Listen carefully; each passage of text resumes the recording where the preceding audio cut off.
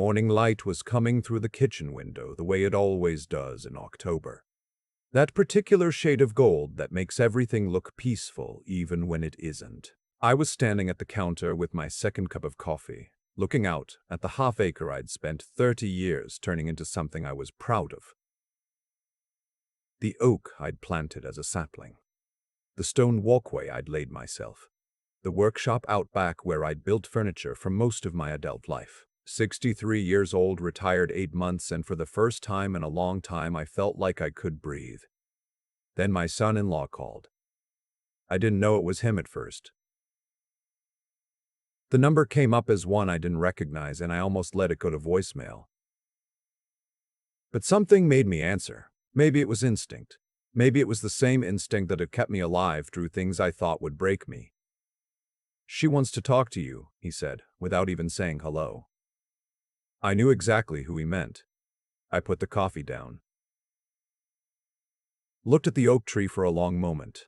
Then I said, "Tell her I'm listening, but let me back up, because to understand where I was standing that October morning, the house, the workshop, the coffee, the particular quality of that silence before everything shifted again, you need to understand where I was standing 3 years before that.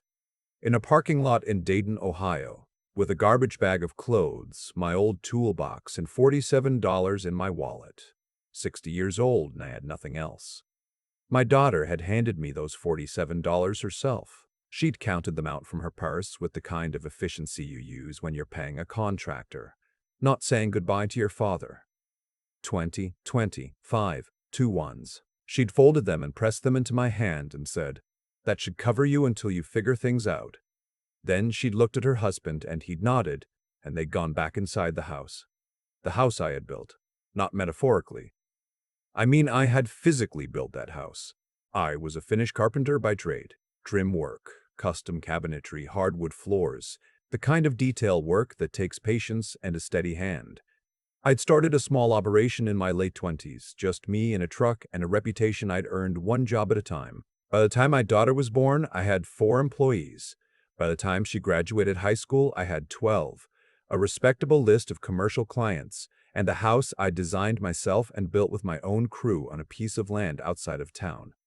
My wife had left when my daughter was 11. That's a whole other story, and not one I need to tell here except to say that after she left, it was just the 2 of us. I raised that girl. I drove her to school and helped with homework I barely understood, and sat in the back of every school play and learned how to French braid hair from a YouTube video when she was 13 and going through a phase. I was not a perfect father, but I was there. I was always there. When she married, I was happy for her. I liked my son-in-law well enough in those early years. He was ambitious, which I respected. He had ideas about real estate investment, which I didn't know much about, but I listened. And when he approached me 2 years after the wedding with a proposal, a partnership, he called it, using my business assets as collateral to fund a property development project, I was cautious, but I listened. He had charts. He had projections. He had a lawyer friend who looked over documents and said everything was in order. What I didn't have was a second opinion. I signed over partial ownership of my business as collateral for a loan I didn't fully understand. I told myself it was an investment in the family's future. I told myself my daughter wouldn't let anything go wrong. She sat right there at my kitchen table when I signed, and she smiled at me, and I thought that was enough. It wasn't. The project stalled. Then it failed. Then the debt came due, and suddenly the partial ownership clause in that agreement wasn't partial at all. My son-in-law's lawyer had structured it so that in the event of default, the controlling interest transferred completely. I had a business attorney look at it afterward, and she went very quiet before she told me that I had, in effect, signed away my company. I went to my daughter first. Of course I did. I sat at that same kitchen table and I spread the documents out and I said, "Help me understand what happened here." And she looked at them and she looked at her husband. And then she looked at me with an expression I had never seen on her face before. Something that wasn't quite guilt and wasn't quite coldness, but was somewhere in between, like a door closing slowly. And she said, "Dad, you agreed to this. You signed everything." "I want to work something out," I said. "There's nothing to work out. That's my business. I built that from nothing. And you made a business decision. I'm sorry it didn't go the way you hoped. I stayed in the house for another 3 weeks, in the guest room, trying to find some other solution. Making calls. Consulting with an attorney I couldn't really afford. Looking for any leverage I might have missed. But the agreement was airtight. I'd been told later that it had clearly been drafted by someone who knew exactly what they were doing and exactly what I didn't know. During those 3 weeks, my daughter was polite to me the way you're polite to a stranger in an elevator. She made coffee in the morning and didn't offer me any. She had dinner with her husband in the dining room while I ate alone in the kitchen. One Sunday evening, she knocked on the guest room door and told me she thought it would be better for everyone if I found somewhere else to stay. She handed me $47. I stood in that parking lot for a long time after they went back inside. I was 60 years old. I had a garbage bag of clothes, a toolbox that was worth more than everything else I owned, and $47. My back hurt the way it always did in October. I had no idea what to do next. I called my brother in Knoxville. He said I could come stay on his couch. I didn't have a car anymore. That had been part of the same financial unraveling, so I took a bus. It was a 9-hour ride.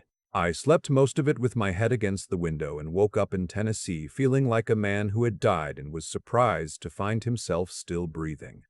My brother is a good man. He's never had money, but he has always had room for the people he loves, which I think is rarer. He gave me his couch, and his wife made me breakfast every morning without making me feel like a burden, which was harder than it sounds. I stayed there for 6 weeks. I want to be honest about those 6 weeks because I think people skip over the hard part too quickly in stories like this. I was depressed. That's the accurate word. I woke up some mornings and lay on that couch for an hour before I could make myself stand up. I had built something real over 30 years, a business, a house, a life, and it was gone in a transaction I hadn't understood. I was 60 years old and sleeping on a fold-out couch. I thought about the oak tree I'd planted. I thought about it more than I probably should have. But at the end of those 6 weeks, something shifted. I don't know exactly what it was. Maybe it was my brother's patience. Maybe it was pure stubbornness. Because I had always been stubborn, and the people who knew me best would tell you it was both my worst quality and the one that saved me most often. Maybe I just got tired of lying on that couch. I found a job through a contact in the trades, a Finnish carpenter working for a residential contractor outside Knoxville. It paid $15 an hour, which was humbling for a man who had owned his own operation, but I took it without complaint. I showed up early. I did the work. I kept my head down and my eyes open. What I noticed, working for someone else for the first time in decades, was how much I had forgotten about the pure craft of the work. When you run a business, you spend most of your time on the business. Estimates, payroll, client management, scheduling. You forget what it feels like to just make something. Working as a hired hand again, I remembered. And I started thinking. There was a man on that crew, an older guy who had done cabinet work for 40 years, and he had started selling custom pieces through an online marketplace in his retirement. He bought a small workshop space, nothing fancy, and he was making more than he had anticipated because, his words, people will pay real money for something actually made by hand if they know it is. I talked to him over a lot of lunches. I started researching in the evenings on my brother's laptop. Custom furniture, high-end cabinetry, bespoke millwork for residential clients. The market was stronger than I'd expected, and I had skills that most people in that market didn't have. I saved for 4 months. I found a small workshop space for rent outside of town, cheap, no heat in winter but mine. I borrowed tools I didn't have from my brother. I built a website with a template service that cost me $12 a month. I made 3 pieces on spec: a dining table, a set of kitchen cabinet doors, a custom bookcase, and photographed them carefully in good light and put them up. The dining table sold in 2 weeks to a couple in Nashville who drove up to see it in person and paid cash. I won't make it sound like it was easy after that because it wasn't. There were months with very little work. There was a period in the second year where I seriously considered giving up and going back to working for someone else full-time. But the thing about building a reputation in a craft is that it compounds slowly and then all at once. A client in Knoxville referred me to her sister in Nashville. The sister referred me to an architect she knew. The architect had 3 projects. One of those projects was a complete custom kitchen for a house in a neighborhood where the average home value was over $1 million, and the owner had a specific vision and a real budget to match it. That kitchen took me 4 months. It was the best work I had ever done. The architect photographed it for his portfolio, and those photographs ended up in a regional design magazine. And after that, my phone didn't stop. By the end of the second year, I had moved out of my brother's place and into a rental house. By the middle of the third year, I had 2 part-time employees and a waiting list of 6 months. I was not a millionaire, but I was solid. I was more solid than I had been in a long time, because everything I had was built by my own hands and my own judgment, and no one else's name was on any of it. I bought a piece of land outside Knoxville, not large, just over an acre, and on evenings and weekends, over the course of 8 months, I built a house on it. Smaller than the one I'd lost, but mine in a way that the other one, toward the end, hadn't quite felt anymore. I planted an oak tree in the front yard. I was 63 years old, sitting in the kitchen of that house with my second cup of coffee on a morning in October when the light comes through just so, when my son-in-law called. "She wants to talk to you," he said. I took the call. My daughter's voice was different than I remembered.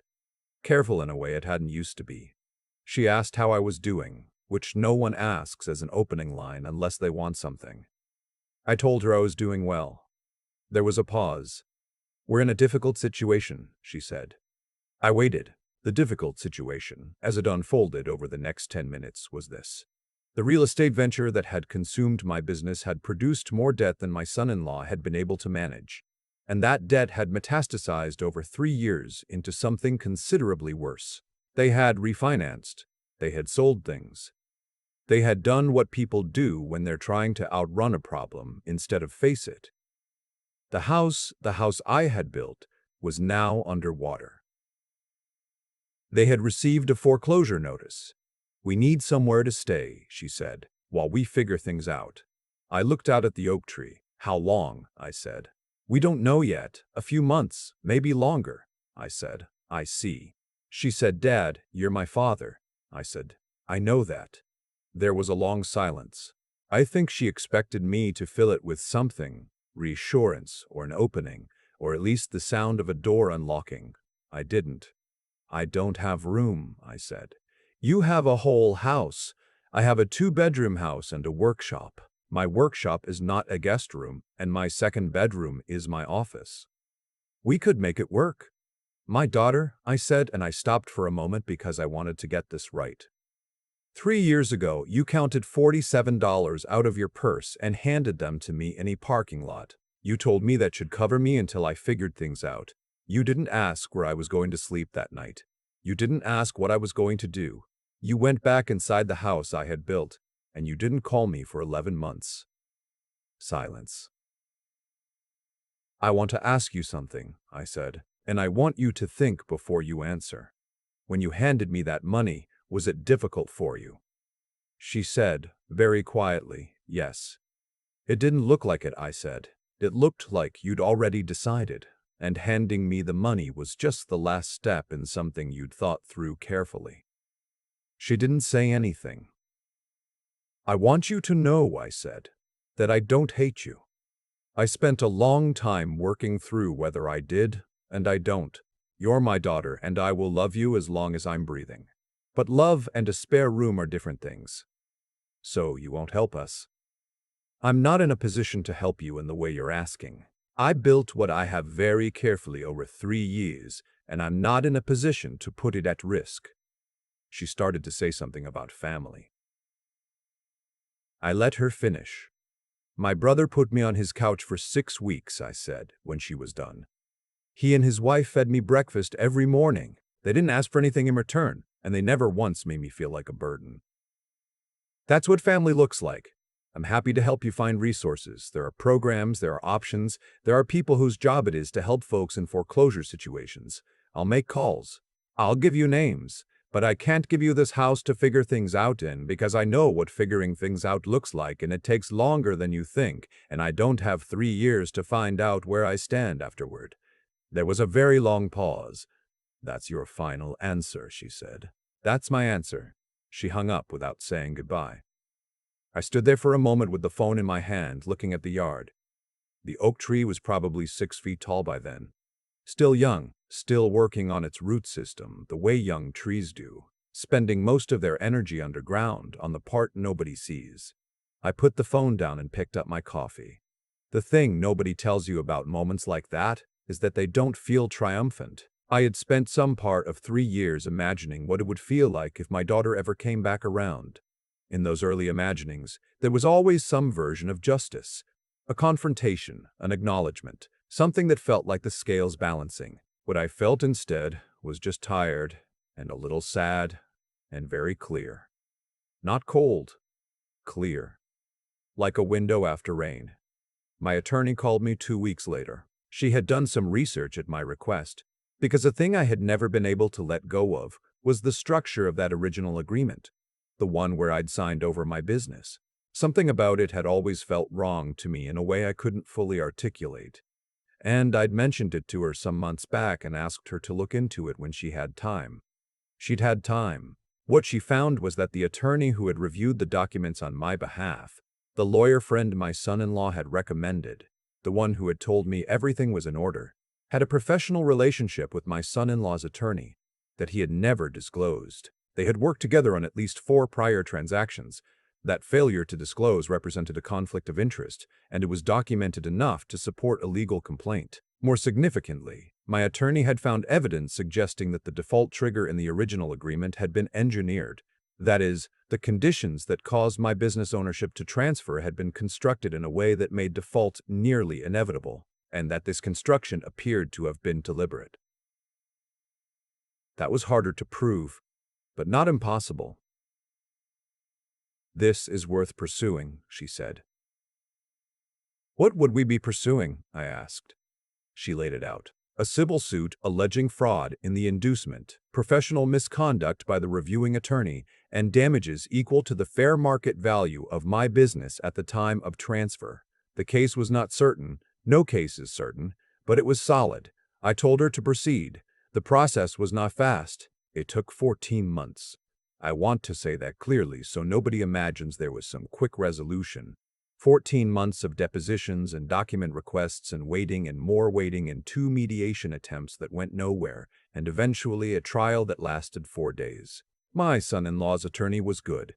I'll give him that. He was organized and methodical, and he made the other side's case sound improbable, but my attorney was better. And the documents said what they said. The jury deliberated for 6 hours. They found in my favor on the fraud claim and on the professional misconduct of the reviewing attorney. The damages awarded were not the full market value of my business, but they were significant. More than I'd had when I walked into that parking lot, considerably more.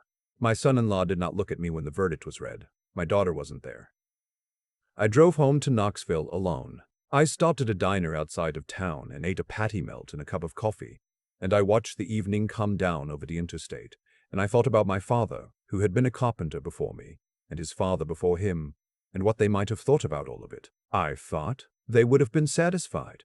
Not gleeful, just satisfied in the way that men of their generation understood satisfaction. Quiet, earned, sufficient. I called my brother from the parking lot of that diner. "It went well," I said. "Good," he said. "I want to take you and your wife somewhere for dinner. Somewhere nice." "You don't have to do that." "I know, I want to." He laughed a little, and I laughed a little, and we agreed on a Saturday. My daughter called me 4 months after the verdict, not to congratulate me, not to apologize, but just to talk. Her voice was still careful, but there was something else in it now, something tired in a way that was different from before. The kind of tired that comes after a long fight that you've lost.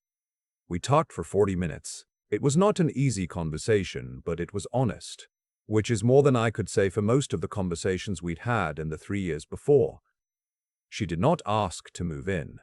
She did not ask for anything. She told me about the foreclosure. It had gone through.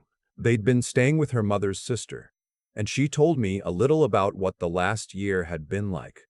I listened. I did not say I told you so.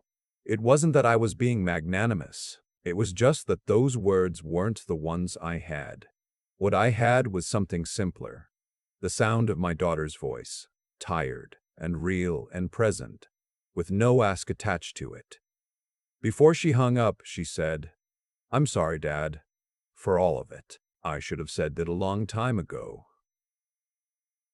I was quiet for a moment. "I know," I said. "We have talked 4 or 5 times since then. Carefully, the way you talk when something has been broken, and you're both aware of it, and you're not sure yet what it might become. Not the old thing, certainly not that, but maybe something else.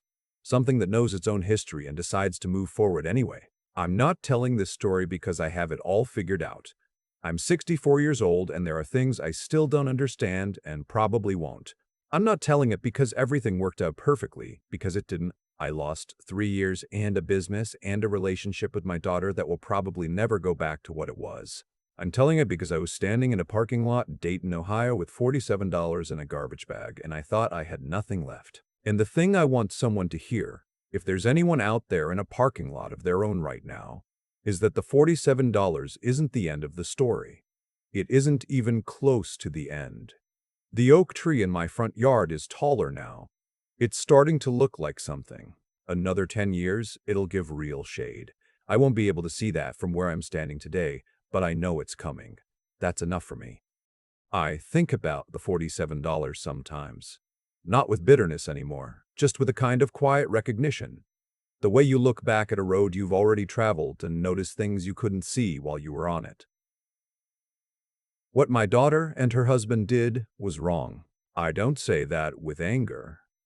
I say it the way you state a fact about weather or distance. The agreement was structured to take from me what I had spent 30 years building, and the people involved knew exactly what they were doing. That's a choice with weight to it. Choices like that don't disappear. They settle into the foundation of a life, and eventually the foundation shows. I've seen it happen the other way too. The choices I made in those first months in Knoxville, to get up off my brother's couch, to take a $15 an hour job without complaint, to save and research and build something careful and small before I tried to build something larger. Those choices settled into my foundation as well. I'm not saying I'm a better man than my daughter. I'm saying that what we do when we have nothing left to prove and nothing left to lose tells us something true about ourselves. My brother used to say that character isn't what you do when people are watching. It's what you do when the outcome is uncertain and the effort might not pay off. I thought about that a lot during the second year, when the workshop had slow months and I wasn't sure whether I was building a business or just burning through what little I'd saved. I kept going not because I was certain it would work, but because I couldn't find a version of myself that stopped. That stubbornness, which my ex-wife always called my worst quality, it turned out to be the thing that carried me. There's something I want to say to anyone who's standing where I was standing in that parking lot. The people who hurt you may have had advantages, better lawyers, more leverage, more willingness to be dishonest. That's real, and it's not fair. But the one thing they cannot take from you is the quality of your own thinking. I made one catastrophic mistake. I trusted without verifying. I signed something I didn't fully understand because someone I loved was in the room smiling. I promised myself, sitting on my brother's couch, that I would never again confuse love with due diligence. Those are different things. Both matter. They operate in different rooms. The legal process restored something material, but what I actually rebuilt during those 3 years wasn't the business or the house. It was my own judgment. My own clear-eyed sense of what I was doing and why and for whom. That's harder to take from a person than any signed document. And it's harder to rebuild than any workshop. My daughter and I are talking again. Carefully, imperfectly, with full knowledge of what happened between us. I don't know what that becomes. But I know what I'm standing on when I walk into those conversations. and it's solid, and it's mine, and I laid every piece of it myself. The oak tree in my front yard will give real shade in another 10 years. I won't be able to see that from where I'm standing today. But I planted it anyway. That's the only kind of faith I know how to practice.